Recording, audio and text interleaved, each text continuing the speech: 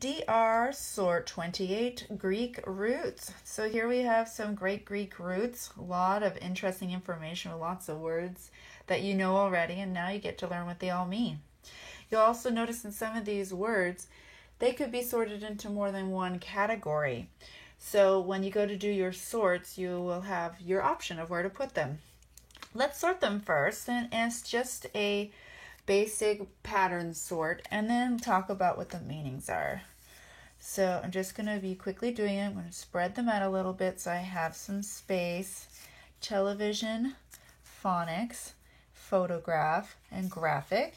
Please recall that PH is another way to make the F sound. So we have a telegram, an autograph, a homophone. Let's see, we're going to put that one here. Calligraphy, telegraph. Now, I could have put that either way, but I'm just going to put it over here because telly's the first thing I see. Paragraph, graphite, photographer. So I could put that here, put that here. I'm going to put it here because I don't have as many there yet.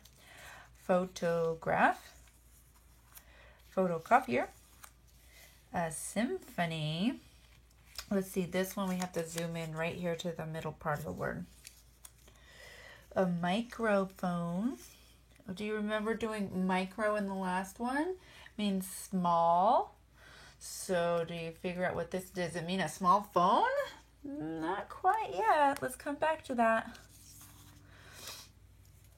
Oh, I'm gonna put this one over here. Boy, you have to look carefully, looking for photo. Oh, and phone. Always thinking about where they go. Headphone, photosynthesis, xylophone, photogenic, telephone, telephoto, and telephone, choreography, and telecast. Okay, we have some really interesting things happening here. Let's take a look. Now, television, telegram, telegraph, telecast. What do you think that means? What is common about all these? They all happen at a distance. So please write underneath telly that it means distant. What about the phone? What do we have here? Phone. That has to do with sound. And photo?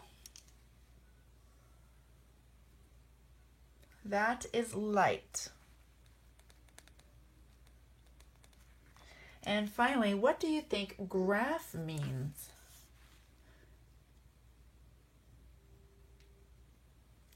It has to do with writing. To write. Let's take a look at just a few of these words. Television. This means to see, to have vision at a distance. It's not in your living room, is it? It's really coming from far away. The telephoto, see, this one could have been over here, but I just stuck it over there. Guess I could have because telly was first. But this means light at a distance. What about the telephone? Oh, where did I put telephone? Right here. Could have gone either way. Telephone. This means sound at a distance. The xylophone makes sounds. The headphones you put on your ears so you can hear sounds.